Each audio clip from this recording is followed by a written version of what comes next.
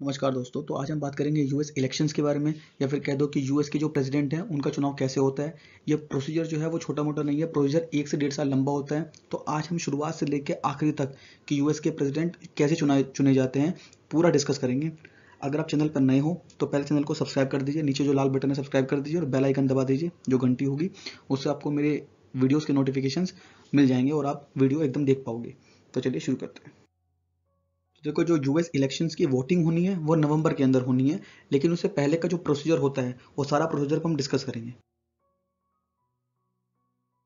तो बात कर लेते हैं पहले एलिजिबिलिटी की। एलिजिबिलिटी मतलब कौन कौन यूएस का प्रेसिडेंट बन सकता है। तो 3 कंडीशन है। पहली कंडीशन है कि he must be US born citizen, मतलब वो यूएस के अंदर पैदा हुआ हो। दूसरी, कम से कम 14 साल तक यूएस के अंदर रहा हो। ये नहीं कि किसी और देश के अंदर रह रहा है और फिर यूएस के अंदर आगे कह रहा है कि अब मैं इलेक्शन लड़ना चाहता हूँ यूएस की, मतलब यूएस प्रेसिडेंशियल कैंडिडेट बनना चाहता हूँ। तो इट इज़ नॉट पॉसिबल। कम से कम 14 साल कम से कम यूएस में रहा हो। तीसरा, 35 साल की कम से कम उम्र हो, यानी कि कोई भी बंदा 35 साल से जो कम का है वो यूएस का प्रेसिडेंट नहीं बन सकता। तो अगर पार्टीज की बात करें तो मेजरली जैसे हमारे यहाँ बीजेपी और कांग्रेस है, ऐसे मेजरली दो ही पार्टी है वहाँ पर, एक है डेमोक्रेटिक और एक है रिपब्लिक। तो पहले डिस्कस कर लेते हैं डेमोक्रेटिक पार्टी के बारे में। तो डेमोक्रेटिक पार्टी जो इस साल जो 2020 के नवंबर 2020 के जो इलेक्शन होने वाले हैं इस साल, वो उसमें जो डेमोक्रेटिक पार्टी के लीडर होंगे वो ये होंगे जोए बाइडन। ठीक है।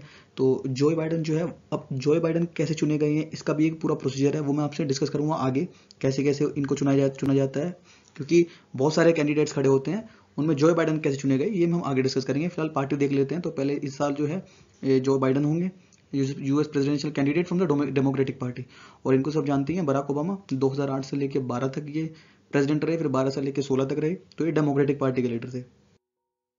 दूसरी पार्टी है रिपब्लिकन पार्टी, इनको सब जानती हैं। डोनाल्ड ट्रंप ये 2016 के अंदर यूएस प्रेसिडेंशियल कैंडिडेट थे फ्रॉम द रिपब्लिकन पार्टी और बने थे प्रेसिडेंट, और 2020 के अंदर भी रिपब्लिकन पार्टी के प्रेसिडेंशियल कैंडिडेट यही हैं।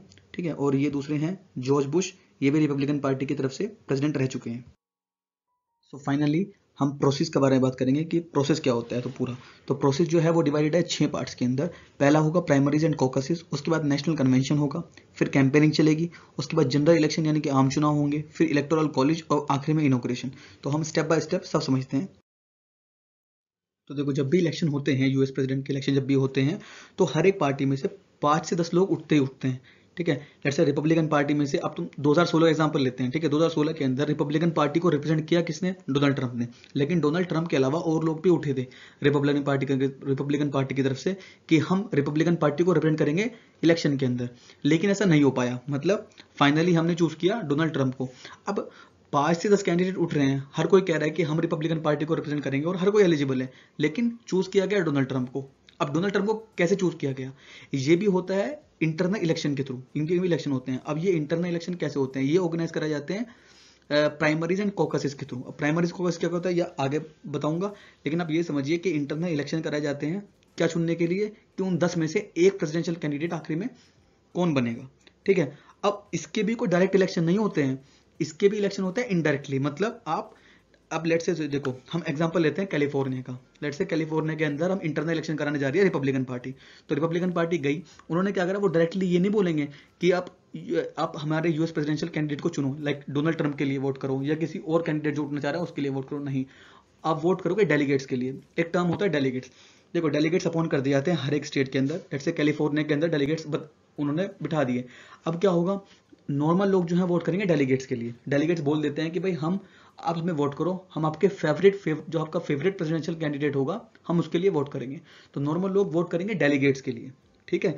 अब डेलीगेट्स जो होंगे, डेलीगेट्स आगे जाके नेशनल कन्वेंशन के अंदर वोट करेंगे किसके लिए? प्रेसिडेंशियल कैंडिडेट के लिए। ठीक है। मैं आपको पूरा एग्जांपल दूंगा 2016 में कैसे उनको चूज किया गया था। ठीक है। आपको थोड़ा अच्छे से समझ में आएगा। तो चलिए आगे देखते हैं हाउ डेलीगेट्स आर इलेक्टेड। तो डेलीगेट्स कैसे इलेक्ट होते हैं? तो इलेक्ट होंगे प्राइमरीज एंड कॉकसेस के थ्रू। तो देखो, प्राइमरीज के अंदर क्या होगा, जो पीपल जो मतलब लोग होंगे वहां के, वो वोट करेंगे किसके लिए? हम एग्जांपल ले रहे हैं लोगों का, अब उनकी मर्जी है। इंटरनल इलेक्शन में अलाउ कर सकते हैं वो लोगों को भी, नॉर्मल लोगों को अलाउ भी कर सकते हैं और वो पार्टी मेंबर को भी अलाउ कर सकते हैं। लेट से लोगों को अलाउ किया हुआ है तो लोग वोट करेंगे किसके लिए? डेलीगेट्स के लिए। अब वोटिंग का तरीका क्या होगा? वो सीक्रेट वोटिंग होती है जो नॉर्मली हर जगह की जाती है, वही। कोकसिस के अंदर क्या होता है? कोकसिस के अंदर ये होता है कि एक लोकल गैदरिंग हो जाती है, लोग आ जाते हैं। देखो, आप एग्जांपल देख सकते हो, ये जो आपको दिख रहे हैं ना, ये बर्नी सैंडर्स हैं। इस साल जो है ये बर्नी सैंडर्स भी यूएस प्रेसिडेंशियल कैंडिडेट बनना चाहते थे, लेकिन ये नहीं बने, ठीक है, क्योंकि जो बाइडेन बन गए। ये डेमोक्रेटिक पार्टी के यूएस प्रेसिडेंशियल कैंडिडेट थे। तो इस तरीके से ऑर्गेनाइज किया जाता है कॉकसेस। अब जो है लोग यहाँ पे डेलीगेट को चूज करते हैं और फाइनली डेलीगेट आगे जाके वोट करेंगे यूएस प्रेसिडेंशियल कैंडिडेट के लिए उसी पार्टी के। अब देखो ये है नेशनल कन्वेंशन। अब नेशनल कन्वेंशन इतना बड़ा देखो ऐसे दिखता है। अब ये नेशनल कन्वेंशन दोनों पार्टी अलग अलग तरीके अलग अलग ऑर्गेनाइज कराती है। मतलब डेमोक्रेटिक पार्टी का नेशनल कन्वेंशन अलग होगा क्योंकि उनको भी चूज कराना है प्रेसिडेंशियल कैंडिडेट अपना, और रिपब्लिकन पार्टी का अलग होगा। तो देखो अब आपको इस एग्जांपल के थ्रू पूरा समझ में आएगा, ठीक है। अब देखो डेमोक्रेट्स के डेलीगेट्स से 2016 के इलेक्शन के अंदर वो थे 4763 और रिपब्लिकन्स के थे 2472। अब सुनिए ध्यान से आप, लेट्स से अब तो आप रिपब्लिकन्स का एग्जांपल लेके चलते हैं। अब देखो जब वो प्राइमरीज एंड कॉकसेस हुए उसमें डेलीगेट्स चुन के आए, वो डेलीगेट्स टोटल मिला के 50 स्टेट में से निकल गए 2472। अब वो नेशनल कन्वेंशन के अंदर आए। अब नेशनल कन्वेंशन के अंदर उन्हें आके वोट करनी है, किनके लिए, उन 10 में से एक को चूज करना है। तो प्रोसीजर ये है कि उन 10 में से एक जो भी majority of the party delegate जीत जाएगा, यानी कि 2472 की मेजोरिटी कितनी होगी, ये होगी 1237 1236, ठीक है, 1237 जिसको डेलीगेट सपोर्ट कर देंगे वही यूएस का प्रेसिडेंशियल कैंडिडेट बन जाएगा फॉर द रिपब्लिकन पार्टी, ठीक है। तो जब यूएस के जब इसके 2016 के जो नेशनल कन्वेंशन हुआ था उसके अंदर 1237 का जो है सपोर्ट मिल गया था डोनाल्ड ट्रंप को, इसलिए Donald Trump US presidential candidate बने फॉर द रिपब्लिकन पार्टी, ठीक है। अच्छा सुपर डेलीगेट्स भी होते हैं। अब देखो डेलीगेट्स कौन होता है, ये तो आपको पता है, डेलीगेट्स तो पीपल लोगों ने आपको चुन के भेजा डेलीगेट्स को। तो लेकिन सुपर डेलीगेट्स कौन होते हैं, सुपर डेलीगेट्स वो होते हैं जिनको लोगों ने नहीं चुना, वो खुद मतलब ये बड़े बड़े लोग होते हैं लाइक सेनेटर्स, जो यूएस के सेनेटर्स होते हैं, इस तरीके से जो बड़े बड़े लीडर्स होते हैं वो होते हैं सुपर डेलीगेट्स। ये किसी को भी सपोर्ट कर सकते हैं, मतलब किसी भी प्रेसिडेंशियल कैंडिडेट को सपोर्ट कर सकते हैं। अब डेमोक्रेटिक पार्टी के अंदर भी डेमोक्रेट सुपर डेलीगेट्स और रिपब्लिकन के अंदर भी, अब वो किसी को भी they are free to choose any leader they want. तो देखो जैसे कि मैंने आपको ये बताया कि 1237 चाहिए थे, तो देखो ये 1237 चाहिए नॉमिनेशन के लिए, ठीक है, लेकिन इनको कितने मिल गए थे, लेकिन इनको 1447 मिल गए थे डोनाल्ड ट्रंप को, ठीक है, अर्न कैंडिडेट्स। अब मैं बात कर रहा हूँ आपको अर्न डेलीगेट्स की, यानी कि जो लोगों ने चुन के भेजे हैं उनका ही सपोर्ट इनको बहुत ज्यादा मिल गया, तो ये पहले जीत चुके थे। और उनके बाद इनको सुपर डेलीगेट्स ने भी सपोर्ट कर दिया था 95 ने। और उधर अगर हिलरी क्लिंटन की बात करें तो इनको सपोर्ट चाहिए था 2383 का, लेकिन सपोर्ट मिला था 2220 का डेलीगेट्स का, जो आपको चुन के आए हैं, लेकिन इनको 591 सुपर डेलीगेट्स ने सपोर्ट कर दिया था, ठीक है, इसलिए ये कैंडिडेट बन गई थी डेमोक्रेटिक पार्टी की, ठीक है। इस तरीके से 2016 के अंदर हुआ था। अब देखो ये नेशनल कन्वेंशन की डेट है। अब नेशनल कन्वेंशन जो है इस साल जो है इस साल आपको पता है कि कोरोना वायरस के चलते लेट हो गया है, वरना ये जून जुलाई के अंदर ऑर्गेनाइज किया जाता है। अब ये इस साल ऑर्गेनाइज हो रहा है अगस्त में, तो 24 अगस्त से लेकर 27 अगस्त तक तो होगा रिपब्लिकन पार्टी का नेशनल कन्वेंशन, और 17 अगस्त से लेकर 20 अगस्त तक मतलब पहले इनका डेमोक्रेटिक का होगा और फिर उसके बाद रिपब्लिकन पार्टी का होगा। अच्छा नेशनल कन्वेंशन के अंदर क्या होगा, एक तो आपको प्रेसिडेंशियल कैंडिडेट मिल जाएगा, जो प्रेसिडेंशियल नॉमिनी आखिरी में मिला वो मिल जाएगा, और दूसरा जो प्रेसिडेंशियल कैंडिडेट है ना वो चूज करेगा अपने रनिंग मेट को। रनिंग मेट का मतलब होता है वाइस प्रेसिडेंट, तो वाइस प्रेसिडेंशियल कैंडिडेट को वो चूज कर लेगा नेशनल कन्वेंशन के अंदर। अब बात करते हैं इलेक्शन कैंपेनिंग की। देखो अब हमको अब एक तो मिल गया लीडर, डेफिनेटली हमें 2016 का एग्जांपल लें तो रिपब्लिकन पार्टी से डोनाल्ड ट्रंप मिल गए और डेमोक्रेटिक पार्टी से हिलरी क्लिंटन मिल गई। अब होती है इनकी इलेक्शन कैंपेनिंग, ये हर जगह हर स्टेट में जाके जो है अपनी कैंपेनिंग करते हैं, अपने अपने वादे देते हैं कि हम ये करेंगे हम ये करेंगे। और सबसे इंटरेस्टिंग बात है यूएस इलेक्शंस के बारे में ये है कि इनकी 3 टेलीवाइज डिबेट्स होती हैं, यानी कि 3 डिबेट्स जो हैं वो लाइव टेलीविजन पे दिखाई जाती है, खूब लोग देखते हैं इनको, करोड़ों में लोग देखते हैं इन डिबेट्स को। तो लाइव आप डिबेट देख सकते हैं इनकी, जो इस साल जो होगी वो होगी डोनाल्ड ट्रंप की और जो बाइडेन की। अब 3 टेलीवाइज डिबेट्स होंगी, वो लोग जो आते हैं सामने से लोग आते हैं, वो आपको सामने से पूछते हैं, कोई भी क्वेश्चन पूछ सकते हैं, एनी क्वेश्चन दे वांट, और फिर उनको जवाब देना पड़ेगा और आपस में बहस होती है। तो ये बड़ी इंटरेस्टिंग चीज है यूएस इलेक्शंस के बारे में। उसके बाद होंगे जनरल इलेक्शन, जो कि आम चुनाव होते हैं, जिसमें नॉर्मल लोग यानी कि 18+ जो अमेरिकन होंगे वो वोट करेंगे। तो देखो यही कॉम्प्लेक्सिटी है यूएस इलेक्शंस की।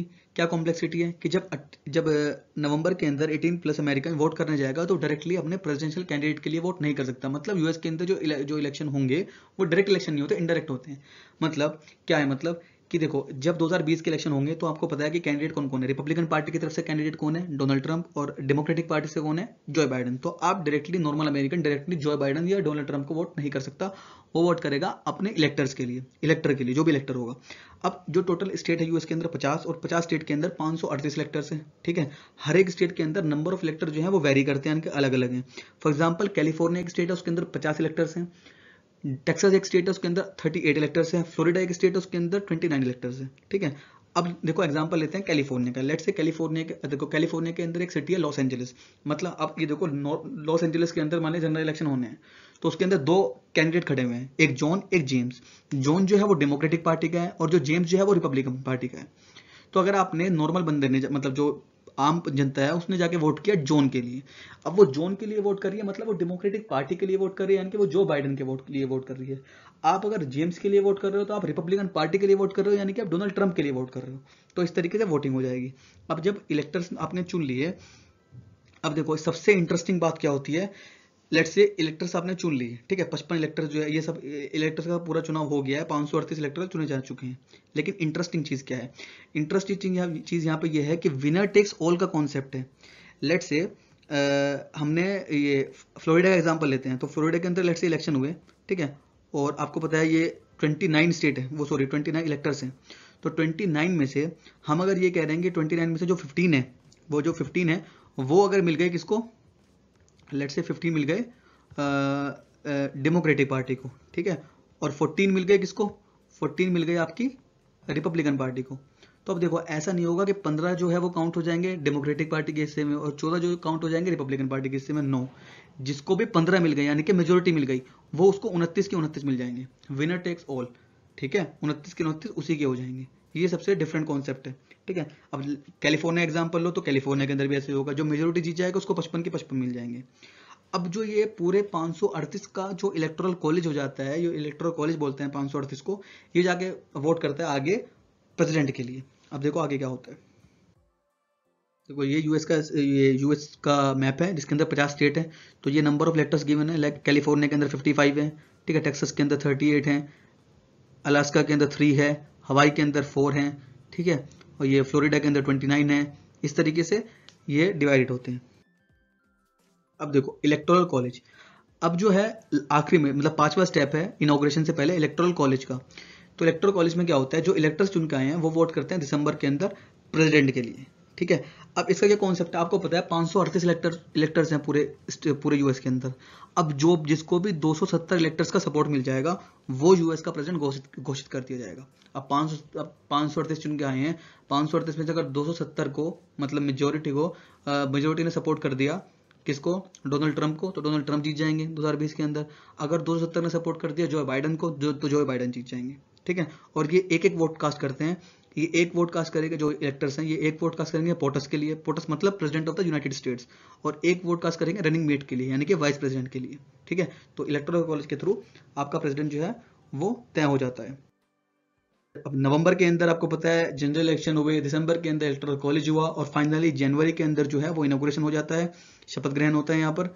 ये 2016 का पिक्चर है जो डोनाल्ड ट्रंप बने थे। 2020 के अंदर देखते हैं कौन बनता है। तो अगर आपको वीडियो पसंद आई हो तो प्लीज़ वीडियो को लाइक करना और चैनल को सब्सक्राइब करके जाना और बेल आइकन को प्रेस करके जाना। धन्यवाद।